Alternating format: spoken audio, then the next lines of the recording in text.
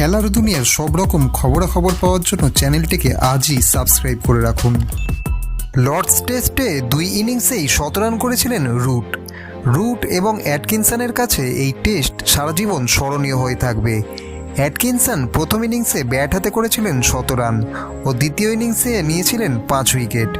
Root সেই ইনিংসে করেছিলেন 143 রান এবং অ্যাটকিনসন করেছিলেন 118 রান। তারাই দলকে বড় রান তুলতে সাহায্য করেছিলেন।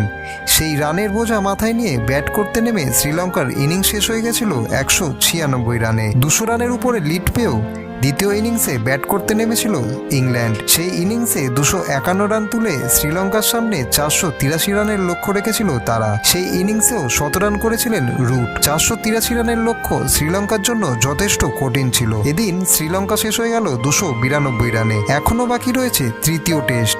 সেই ম্যাচ জিতে লজ্জার হাত থেকে বাঁচার চেষ্টা করবে শ্রীলঙ্কা টিম।